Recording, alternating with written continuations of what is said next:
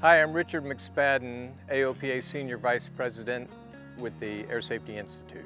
Today we're going to talk about the importance of the new FAA circular that talks about pattern procedures and specifically pattern entry. AOPA keeps flying safe, accessible, and fun by protecting your freedom to fly.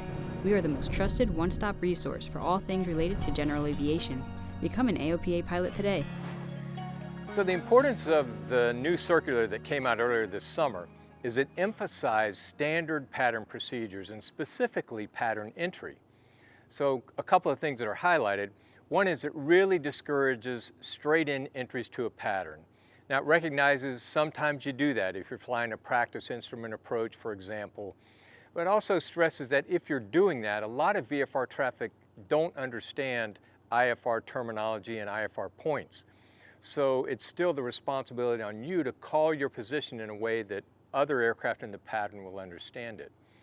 And also if you're flying one of those practice approaches, or if you're flying a straight in, and there's established traffic in the pattern, you should try to break off your approach in enough time to enter a standard pattern. And it's your responsibility to deconflict from the other traffic that's already in the pattern. That's a good rule of thumb to live by. Another thing that the circular makes clear is the importance of entering the pattern from a standard procedure, which is 45 degrees to the downwind at pattern altitude at pattern speed. That way you're level with anyone in the pattern and you can look across and see people at your altitude that might also already be in the pattern. Now the circular acknowledges that sometimes you'll come across midfield and enter the pattern from a midfield entry, but it reminds us to get down to pattern altitude when you come back towards the pattern to enter after that midfield crossing. A couple other suggestions that'll help in the traffic pattern, and one is to remember that communications mostly is about listening. So as you're coming into the traffic pattern, to listen from about 10 miles out to start building your situational awareness of who's in the pattern and where they are. You can also cross-reference your ADS-B to also build some pattern awareness as you come in.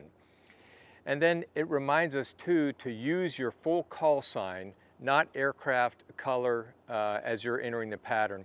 Now it does suggest that use your full call sign, and if you want to add on to that, your aircraft color, that's fine.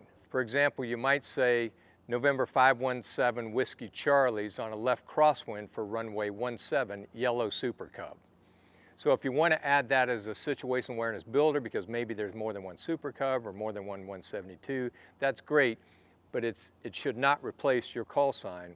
And that's especially important now because we can build so much awareness by cross-referencing ADS-B in as we're headed into the pattern.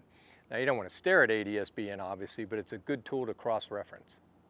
And then one final comment since we're talking VFR pattern and deconfliction. As soon as you think there might be some kind of conflict developing, take action early. We've just seen too many times where it keeps developing, pilots aren't sure if they need to maneuver or do something different. If you're hesitating, if you have the thought, go ahead and do something different. Execute a 360 if you need to, some kind of spacing turn, extend your downwind, whatever it takes to just eliminate the question of a conflict. If you'd like to see for yourself what the circular says and what it emphasizes, we'll put a link to that circular in the remarks, and I suggest you just take a few minutes and read it.